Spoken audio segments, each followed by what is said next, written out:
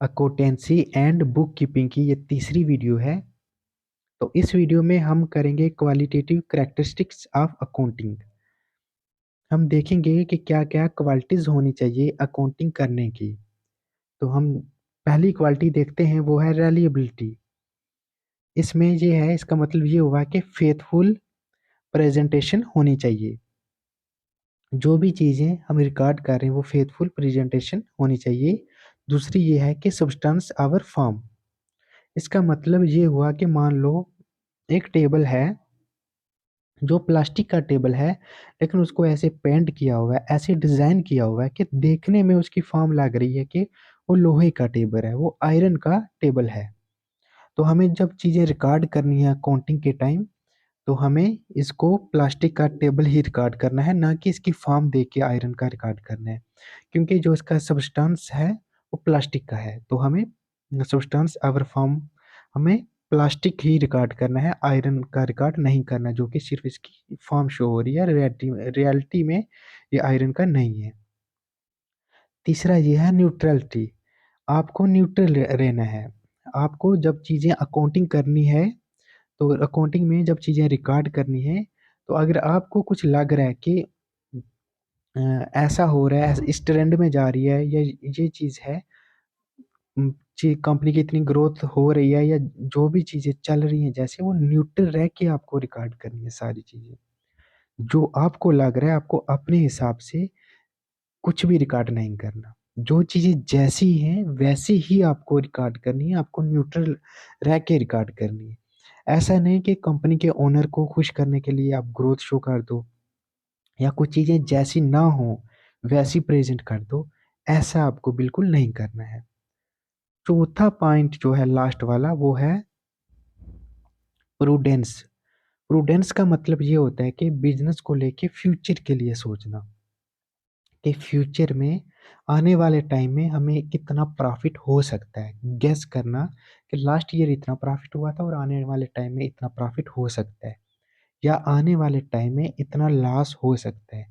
वो लॉस चाहे फिर डेप्रिसिएशन से हो, या फिर कोई हमसे चीज़ें उधार लेके जाए और वापस हमें मनी ना मिले, वापस वो पैसा हमें ना मिले, चाहे वो वैसा हो, कोई भी किसी भी तरीके का कोई लॉस हो या कोई भी प्रॉफिट हो, फ्यूचर के बारे में सोच के उसको प्रूडेंस कहते हैं। तो इसमें रिकॉर्ड करते हैं, प्रूडेंस में जो रिकॉर्ड करते हैं वो सिर्फ और सिर्फ जो लॉस हमें नजर आता है फ्यूचर को देख के, वही हम रिकॉर्ड करते हैं। जो प्रेजेंट जो प्रॉफिट हमें नजर में आ रहा है कि आने वाले टाइम में हमें इतना प्रॉफिट होगा, हुआ नहीं है, होगा, फ्यूचर की बात हो रही है, तो प्रॉफिट हम रिकॉर्ड नहीं करेंगे। अकाउंटिंग के टाइम हम प्रॉफिट रिकॉर्ड नहीं करेंगे। जो प्रॉफिट अभी हुआ नहीं, होने वाला प्रॉफिट है, वो वाला हम रिकॉर्ड नहीं करेंगे। लेकिन जो हम सोच रहे हैं कि ये हमें लॉस हो सकता है, तो लॉस हम पहले से रिकॉर्ड कर देंगे। लॉस करेंगे, प्रॉफिट नहीं, फ्यूचर को लेके जब सोचेंगे। दूसरा है रेलिवेंस। अकाउंटिंग के टाइम जो चीज़ें हम रिकॉर्ड कर रहे होते हैं वो रेलिवेंस होनी चाहिए। मतलब सिर्फ इम्पॉर्टेंट चीज़ें जो होती हैं वो हमें रिकॉर्ड करनी चाहिए, और जो छोटी छोटी चीज़ें होती हैं, जैसे मैं अब एग्जांपल देता हूँ, अगर बिजनेस है 1,000 करोड़ का, ठीक है, 9,000 करोड़ की आपने परचेज की, 1,000 करोड़ की चीजें सेल कर दी, इतना चल रहा है, आपका करोड़ों में बिजनेस चल रहा है। तो वहां पे अगर आप लिखोगे कि आपने 1,000 की चाय पिलाई स्टाफ को, आपने 2,000 की कोल्ड ड्रिंक पिलाई, आपको 10,000 ट्रांसपोर्ट पे लग गया। हाँ, ये चीजें अगर आप अलग अलग ग्रुप बना के ये चीजें मेंटेन करोगे, तो ये रेलिवेंस नहीं होगा। इससे अच्छा है कि ये जो जितना भी छोटा मोटा खर्चा है, जितना भी छोटा मोटा खर्चा हो रहा है, इसको आप अलग से मिसलेनियस में डाल दो। अलग अलग ग्रुप बनाने से एक ही चीज, आप इसको एक ही कैटेगरी मिसलेनियस में डाल दो, जो भी छोटा मोटा आपका खर्चा है। तो जो भी चीजें आप रिकॉर्ड कर रहे हो रेलिवेंस होनी चाहिए। ये ना हो कि छोटी मोटी चीजें, करोड़ों में बिजनेस चल रहा है, आप 1,000 की चीजें, 2,000 की, 5,000 की चीजें के लिए अलग अलग ग्रुप बना के रिकॉर्ड करो, उनको एक ही ग्रुप में रिकॉर्ड कर दो। ठीक है, दूसरा हो गया हमारा। तीसरा है अंडरस्टैंडेबल। जो भी चीजें आप रिकॉर्ड कर रहे हो, तो जब भी कोई आपकी वो चीजें अकाउंटिंग देखे, चीजें रिकॉर्ड की हुई, तो उसको समझ आनी चाहिए कि आपने क्या लिखा है। ऐसा ना हो कि आपने चीजें ऐसे रिकॉर्ड की हों कि देखने वाले को कुछ और ही समझ में आए, जो आपने लिखा हो, जो आप उसको समझाना चाह रहे हो, वो ना समझ के कुछ और समझ ले। तो अगर वो कुछ और समझ लेगा, तो बिजनेस पे इसका भी नेगेटिव इफेक्ट आएगा। तो आपको जो भी रिकॉर्ड करनी है, वो चीजें इस तरीके से रिकॉर्ड करनी है कि वो देखने वाले को समझ आ जाए। 3 हो गए पॉइंट। लास्ट वाला पॉइंट है हमारा कंपैरेबिलिटी। जो भी चीज हम रिकॉर्ड कर रहे हैं वो इतनी साफ हो ताकि उनको हम कंपेयर कर सकें। चाहे फिर वो हम ईयर्स के साथ करें, जैसे कि हम देखेंगे इस साल हमारी इतनी ग्रोथ हुई है, इतने परसेंट हमें प्रॉफिट हुआ है, तो लास्ट ईयर हमें कितना प्रॉफिट हुआ था, या लास्ट ईयर कितनी ग्रोथ हुई थी, या हम मान लें कि 2015 में कितनी ग्रोथ हुई थी, 16 में कितनी हुई, 18 से कितनी हुई, उस साल के साथ हम कंपेयर करें। या फिर ऐसा भी हो सकता है कि हम दूसरे बिजनेस जो हैं उनके साथ कंपेयर करें कि हमारा बिजनेस जो है इसमें इतनी ग्रोथ हुई है, तो वो वाला जो बिजनेस है उसमें इतनी ग्रोथ हुई है, तो ताकि हम कंपेयर भी कर सकें। ये हमने क्वालिटीज इसकी पढ़ ली अकाउंटिंग की। अब हम पढ़ते हैं लिमिटेशन ऑफ अकाउंटिंग। इसमें पहला ये है कि रिकॉर्ड ओनली मॉनेटरी ट्रांजैक्शंस। हमने पढ़ा था कि जो भी फाइनेंशियल इवेंट होते हैं सिर्फ वही रिकॉर्ड होते हैं। तो यहाँ पे भी वही बात हो रही है कि अकाउंटिंग में सिर्फ फाइनेंशियल इवेंट जो होते हैं, मॉनेटरी इवेंट होते हैं, या मॉनेटरी ट्रांजैक्शंस जो होती हैं, सिर्फ वही रिकॉर्ड की जाती हैं।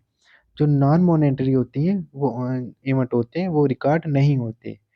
जहाँ पे सिर्फ मनी का मैटर होता है, फाइनेंशियल मैटर होता है, वही चीजें रिकॉर्ड होती हैं। इसकी ये एक लिमिटेशन होगी। दूसरा ये है कि एस्टीमेट। एस्टीमेट में आपको समझाता हूँ। जैसे कि हमने प्रूडेंस में किया था कि जो भी लॉस होता है या जो भी डेप्रिसिएशन होता है उसको हम रिकॉर्ड करते हैं। तो वो हमारा एक एस्टीमेट होता है कि फ्यूचर में इतना लॉस हो सकता है। अभी वो हुआ तो नहीं ना, हम फ्यूचर का सोच रहे हैं ना कि आने वाले टाइम में इतना हो सकता है, और हो सकता है कि वो उतना लॉस ना हो। जैसे मैं आपको एक एग्जांपल देता हूँ कि बिजनेस में क्या होता है। आपने एक मशीन लाई, ठीक है। मशीन लाई कितने की? 1 लाख की। 1 लाख की आपने मशीन लाई, और आप बिजनेस में आप ये सोच के एस्टिमेट कर रहे हो कि ये जो 1 लाख की मशीन है ये चलेगी 10 साल। 10 साल चलेगी, तो हर साल का जो 10,000 है वो डेप्रिसिएशन होगा बिजनेस से। 10,000 जो है वो डेप्रिसिएशन होता रहेगा बिजनेस से। आप ये एस्टिमेट लेके चल रहे हो। अब हो सकता है ये मशीन 5 साल में खराब हो जाए, 5 साल के बाद ये काम ना करे। अब ये भी हो सकता है कि ये मशीन 15 साल तक चल जाए, 20 साल तक चल जाए। हमने जो लास्ट हमने जो डेप्रिसिएशन पहले से जिसका एस्टिमेट किया था, तो ये भी हो सकता है कि गलत एस्टिमेट हो, सही ना हो। जैसे मैंने एग्जांपल दी, हमने जो सोचा हो वैसा ना हो। दो लिमिटेशन इसकी हमने कर ली। तीसरी है cost value consider for fixed asset. जो फिक्स्ड एसेट होते हैं, जैसे कि कंपनी की बिल्डिंग होगी या कुछ मशीन वगैरह होगी जिनको सेल करने के लिए नहीं रखा होता, तो cost value consider for fixed asset. इसका मतलब ये हुआ कि मान लो आपने एक फिक्स्ड एसेट परचेज किया, आपने एक बिल्डिंग परचेज कर ली। बिल्डिंग आपने की 10 लाख की परचेज। 10 लाख की आपने बिल्डिंग परचेज की, आपने अकाउंटिंग की, और अकाउंटिंग में बिल्डिंग का प्राइस लिखा 10 लाख। 10 लाख की है, तो आप ये मान के चल रहे हो कि ये बिल्डिंग जो है ये 10 साल तक चलेगी। तो हर साल का जो है आपका 1 लाख डेप्रिसिएशन होगा। 1 लाख डेप्रिसिएशन होगा। मान लो आपने 2020 में बिल्डिंग ये परचेज की। 2020 में आपने बिल्डिंग परचेज की 10 लाख की। अब मान रहे हो 2030 तक बिल्डिंग चलेगी। 2021 में आपने 1 लाख इसका डेप्रिसिएशन में निकाल दिया। 2021 में आपके पास इस बिल्डिंग की कीमत जो रिकॉर्ड में वो थी 9 लाख। 2022 में थी 8 लाख। तो 2023 में है 7 लाख, अभी 2023 का एंडिंग चल रहा है, 7 लाख इसका। अभी जो 2023 में, अगर आप अकाउंटिंग में रिकॉर्ड देखोगे, फिक्स्ड एसेट की एग्जांपल दे रहा हूँ, तो आपकी ये बिल्डिंग जो होगी 7 लाख की। अब मान लो इसके पास से कोई हाईवे प्रोजेक्ट निकल गया, कुछ ऐसा हो गया, या कोई टूरिज्म की प्लेस जहाँ पे ओपन होगी, तो कुछ ऐसा हो गया कि जिसकी वजह से अब इस जगह का जो रेट था, इस प्लाट का जो रेट था, वो रेट बहुत ज़्यादा बढ़ गया। मान लो इसका 20 लाख हो गया। 20 लाख, अब जो आपकी बिल्डिंग 7 लाख की थी वो तो 20 लाख की होगी, लेकिन आपने जो उसकी कास्ट कंसीडर की हुई है, आपने जो रिकॉर्ड किया है, वो तो 7 लाख ही है ना, तो लेकिन प्राइस इसका 20 लाख हो गया। ठीक है, तीसरा ये भी इसकी एक लिमिटेशन है कि कास्ट वैल्यू जो होती है कंसीडर की जाती है फिक्स्ड एसेट के लिए, जो भी उसकी कास्ट वैल्यू है। कास्ट वैल्यू तो 10 लाख की थी, लास्ट में डेप्रिसिएशन होकर 7 लाख बचा। 7 लाख, तो लेकिन अब उसकी जो वैल्यू है वो 20 लाख तक हो गई। लास्ट वाली लिमिटेशन इसकी ये है, विंडो ड्रेसिंग। विंडो ड्रेसिंग का मतलब ये हुआ कि जो चीजें जैसी ना हो वैसी दिखाना, वो चीजें वैसी दिखाना अकाउंटिंग करके। जैसे कि मैं एग्जांपल में समझाता हूँ आपको कि अगर एक बैंक है, इसके पास एक बंदा जाता है लोन लेने, बैंक का मैनेजर देखता है इसकी फाइनेंशियल इंफॉर्मेशन। जो हमने लास्ट वीडियो की थी उसमें फाइनेंशियल इंफॉर्मेशन जो होती है उसके बारे में हमने डिटेल में बात की थी, और फाइनेंशियल इंफॉर्मेशन के यूजर कौन कौन से होते हैं वो भी हमने उस वीडियो में डिटेल में बात की थी। अगर आपने वो वीडियो नहीं देखी तो पहले वो वीडियो देखो, वीडियो को सीरीज में देखा करो। पहले पहली वीडियो देखना, फिर दूसरी, फिर तीसरी, फिर चौथी। ऐसे आपको सीरीज में स्टेप बाय स्टेप चीजें समझ में आएंगी। अगर आप डायरेक्ट दूसरी वीडियो देख लोगे, चौथी देख लोगे, तो आपको वो चीजें समझ नहीं आएगी, वो चीजें रिलेट नहीं कर पाओगे स्टेप बाय स्टेप। तो चलिए अब टॉपिक पे आते हैं। हमारा कौन सा टॉपिक था? बैंक। बैंक के पास एक बंदा गया लोन लेने, तो बैंक वाले ने उसकी फाइनेंशियल इंफॉर्मेशन देखी, तो बैंक वाले को पता चल गया कि ये बंदा जो है लोन लेके, ये तो, इससे तो लोन रिकवर नहीं होगा, इससे लोन रिकवर नहीं होगा। लेकिन ये बंदा बोलता है बैंक मैनेजर को कि थोड़ा मैं आपको पैसा दूंगा, थोड़ी करप्शन दूंगा, आप मुझे लोन दिला दो। तो बैंक वाला अब क्या करेगा? बैंक वाला इसको लोन दे देगा, लोन दे देगा। अब जब 90 दिन हो जाते हैं, 90 डेज हो जाते हैं, तो 90 डेज के बाद जो एनपीए हो जाता है, जो भी लोन दिया होता है, अगर उसको रिकवर नहीं किया जाता तो एनपीए इसको माना जाता है। अब 90 डेज हो गए, तो इस बंदे ने इंस्टॉलमेंट में वापस बैंक में जो लोन लिया था, इंस्टॉलमेंट कोई भी इसने पे नहीं की। तो अब क्या होगा कि ये बैंक की सीट पे नॉन परफॉर्मिंग एसेट माना जाएगा। लेकिन जो बैंक मैनेजर है वो क्या करेगा? वो इस बंदे को बुलाएगा, जब जब बैंक की अकाउंटिंग का टाइम होता है, वो इसको बुलाएगा और बोलेगा कि आप अपना पैसा जो है कहीं से भी अरेंज करके एक बार जमा करवा दो, और जब बैंक की अकाउंटिंग हो जाएगी तो उसके बाद वो पैसा वापस निकाल लेना आप। ठीक है, तो अब ये बंदा क्या करेगा? आएगा, अपना पैसा जमा करवाएगा।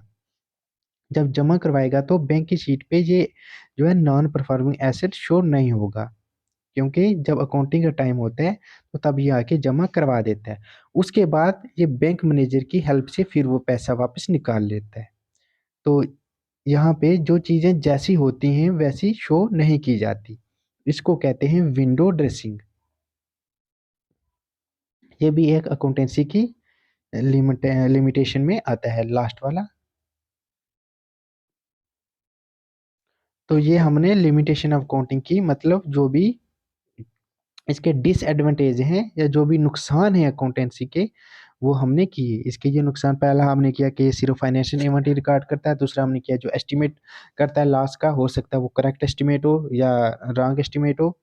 तीसरा हमने किया कि कास्ट वैल्यू कंसीडर कंसीडर करता है ये सिर्फ फिक्स्ड एसेट के लिए। और लास्ट वाला हमने किया विंडो ड्रेसिंग, जो चीज़ें जैसी होती हैं कभी कभी उनको वैसा नहीं दिखाया जाता। मैंने आपको बैंक और लोन की एग्जाम्पल भी दी। तो इसके साथ ही हमारी आज की वीडियो ख़त्म होती है। तो नेक्स्ट हम आगे कल वाली वीडियो में करेंगे।